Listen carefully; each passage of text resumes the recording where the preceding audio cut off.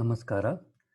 ತಾಂತ್ರಿಕ Kannada ದೃಶ್ಯಾವಳಿ ಮಾಲಿಕೆಯ signals systems ಹಾಗೂ signal processing ಸರಣಿಗೆ ತಮಗೆ ಸ್ವಾಗತ.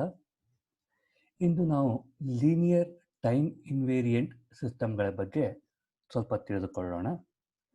ಹೆಸರು ಹೇಳಿದ ಹಾಗೆ ಇಂದು ನಾವು ಕನ್ಸಿಡರ್ ಮಾಡುವ ಸಿಸ್ಟಮ್ಗಳು ಲೀನಿಯರ್ ಹಾಗೂ ಟೈಮ್ ಇನ್ವೇರಿಯಂಟ್ ಎರಡೂ ಆಗಿರುತ್ತೆ.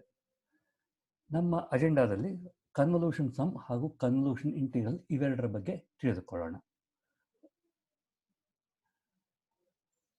Let us consider a linear and time invariant system.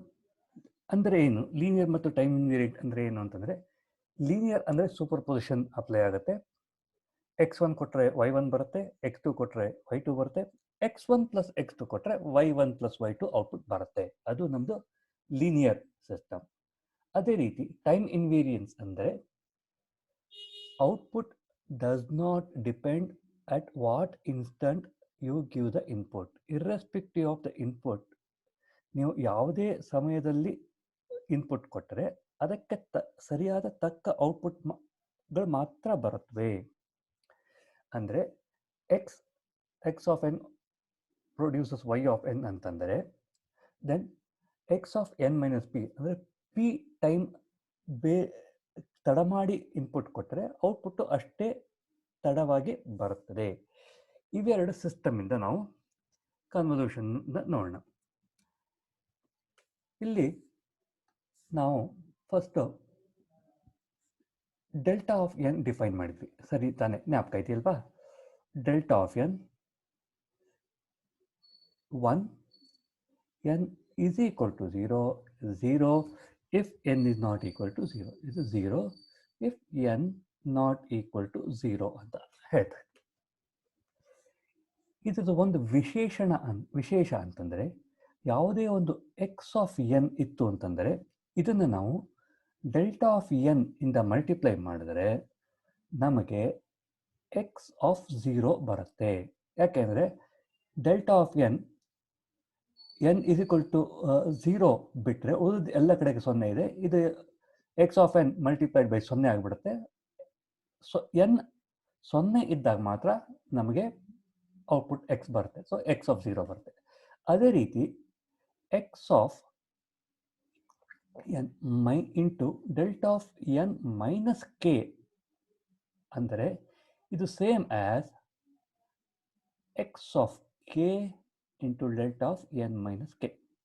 ಸರಿನಾ? ಯಾಕೆ ಅಂತಂದರೆ ಇಲ್ಲಿ ಕೂಡ ಎನ್ ಮತ್ತು ಕೆ ಒಂದೇ ವ್ಯಾಲ್ಯೂ ಇದ್ದಾಗ ನಮಗೆ ಇದು ಔಟ್ಪುಟ್ ಬರುತ್ತೆ, ಇಲ್ಲವಾದರೆ ಇದು 0 ಆಗುತ್ತೆ. ಸೊ ಎನ್ ಮತ್ತು ಕೆ ಎರಡು ಒಂದೇ ವ್ಯಾಲ್ಯೂ ಇದ್ದಾಗ ಇಲ್ಲಿ ನಾನು ಎನ್ ಬದಲು ಕೆ ಅಂತ ಹಾಕ್ಬೋದು. ಇದನ್ನು ಹಾಕ್ಬೋದು. ಇದು equal to X of K, ಇದು is equal to X of K ಅಂತಾನೆ ಬರೀಬೋದು. ಇದು ಎರಡನೇದು. ಈಗ ಯಾವುದೋ ಒಂದು sequence X of N E ಥರ ನಮಗೆ ಡೇಟಾ ಇದೆ.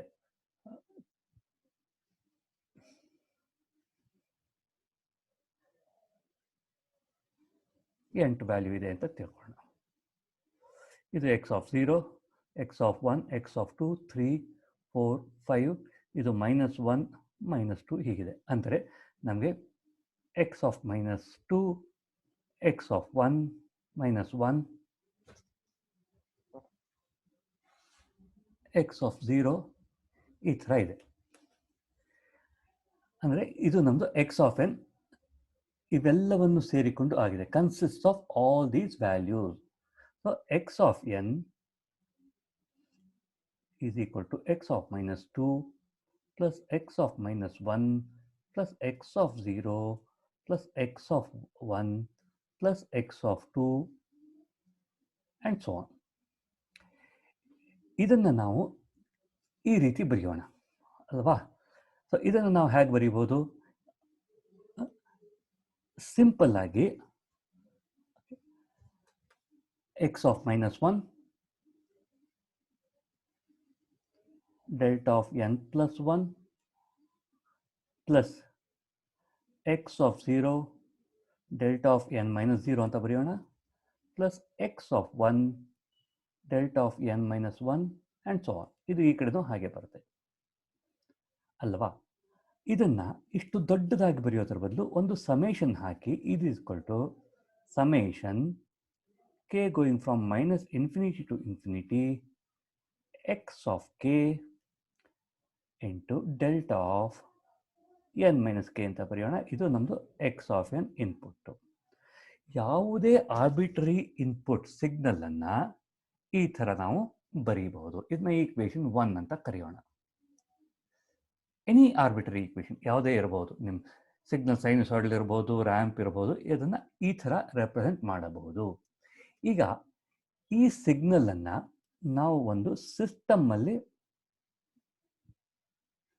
ಪಾಸ್ ಮಾಡೋಣ. ಇದು ನಮ್ಮದು ಸಿಸ್ಟಮ್, ನಮ್ಮದು ಹೆಚ್ಚಿದೆ. ಇಲ್ಲಿ ಇನ್ಪುಟ್ಟು, ಇಲ್ಲಿ ಔಟ್ಪುಟ್. ಇಲ್ಲಿ ನಮಗೆ ಎಕ್ಸ್ ಆಫ್ ಎನ್ ಇದೆ, ಇಲ್ಲಿ ನಮಗೆ ವೈ ಆಫ್ ಎನ್ ಬರ್ತಾ ಇದೆ. ಇದು ಸಮೇಷನ್, ಓಕೆ ಸಮೇಷನ್ ಅಲ್ಲ, ಇದು H operated on X of N. So Y of N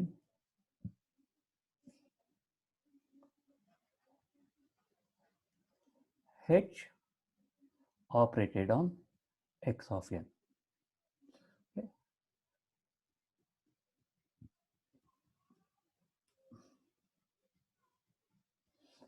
x of n ಇಲ್ಲಿ ಡಿಫೈನ್ ಮಾಡಿದ್ದೀವಿ ಅಲ್ವಾ?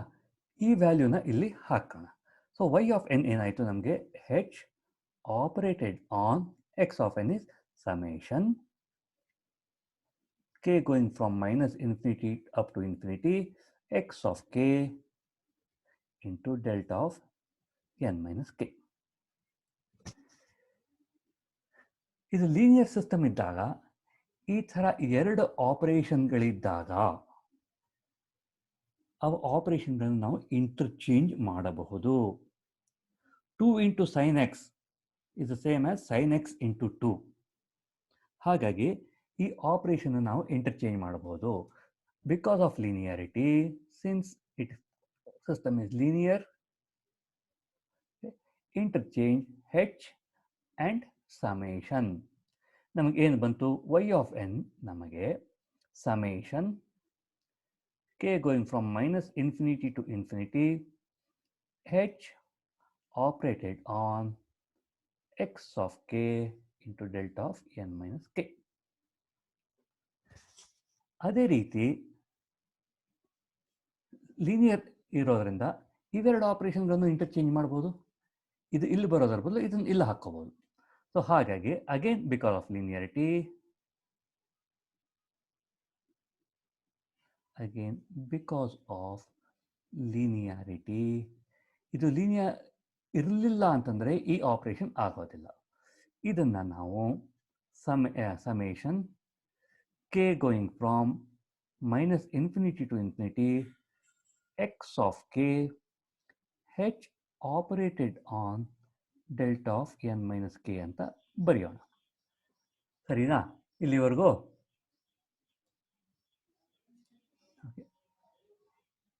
ಈಗ ಒಂದು ಹೊಸ ವ್ಯಾಲ್ಯೂನ ನಾವು ಡಿಫೈನ್ ಮಾಡೋಣ. ಉದಾಹರಣೆಗೆ ಏನಂತ ಮಾಡೋಣ?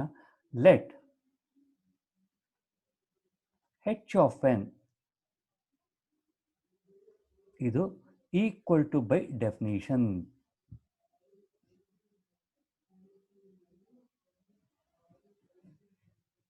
ಏನಂತ ಮಾಡೋಣ? H operated on delta of N. H operated on delta of N ಅನ್ನು ನಾವು ಹೆಚ್ ಆಫ್ ಎನ್ ಅಂತ ರೆಪ್ರೆಸೆಂಟ್ ಮಾಡೋಣ. ಅದೇ ರೀತಿ since the system is time invariant, ಏನಾಗಬೇಕು? h of operated on delta of n minus k should be equal to h of n minus k. Okay. ಇದನ್ನ equation 2 ಅಂತ ನೋಡೋಣ. ಇದನ್ನ ಈಕ್ವೇಷನ್ 3 ಅನ್ನೋಣ. ಓಕೆ, ಯಾಕೆ ಅಂತಂದರೆ ಟೈಮ್ ಇನ್ವೇರಿಯಂಟ್ ಅಂತಂದರೆ ಇದು ಡಿಲೇ ಆಯಿತು ಅಂತಂದರೆ ಇದು ಡಿಲೇ ಆಯಿತು ಅಂತಂದರೆ ಇದು ಡಿಲೇ ಆಗುತ್ತೆ. So delta of N minus K ಇದ್ರೆ ಇಲ್ಲಿ ಹೆಚ್ ಆಫ್ ಎನ್ ಮೈನಸ್ ಕೆ ಬರ್ತಾ ಇದೆ. ಈಗ ಪುಟ್ 3 ಇಂಟು ಓಕೆ ನಮ್ಗೆ ಏನು ಬರುತ್ತೆ y of n summation k going from minus infinity to infinity x of k into h of n minus k. ಇದು ಒಂದು ಇಂಪಾರ್ಟೆಂಟ್ ಈಕ್ವೇಷನ್. ಇದನ್ನು ನಾವು ಕನ್ವಲ್ಯೂಷನ್ ಸಮ್ ಅಂತ ಹೇಳ್ತೀವಿ. ಇದು convolution some.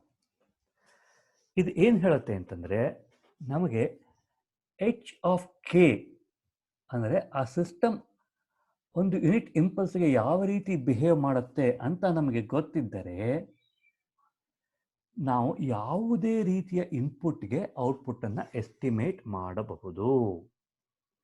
R C coupled ಆಂಪ್ಲಿಫೈಯರ್ಗೆ ಬೇರೆ ಬೇರೆ ಫ್ರೀಕ್ವೆನ್ಸಿ ಕೊಟ್ಟು ಫ್ರೀಕ್ವೆನ್ಸಿ ರೆಸ್ಪಾನ್ಸ್ ಕಂಡುಹಿಡಿದ್ವಿ.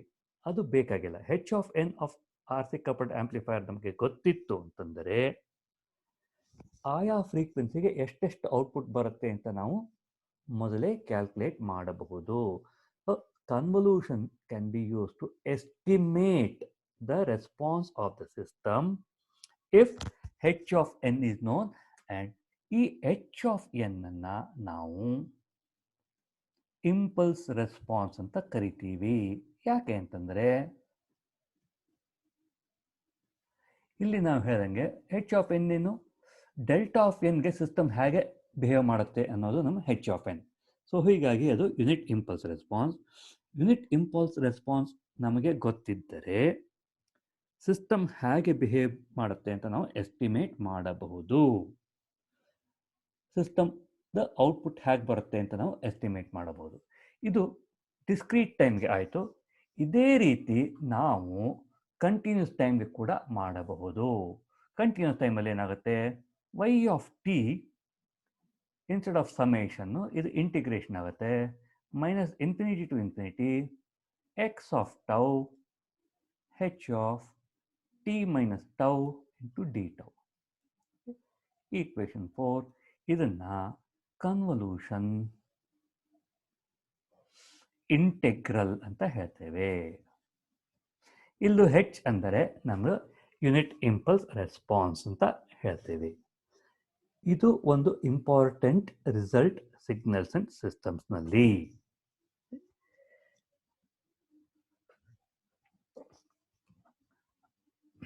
ಸೊ ನಾವು ಇಂದಿನ ತರಗತಿಯಲ್ಲಿ ಕನ್ವಲ್ಯೂಷನ್ ಸಮ್ ಅನ್ನು ನೋಡಿದ್ವಿ.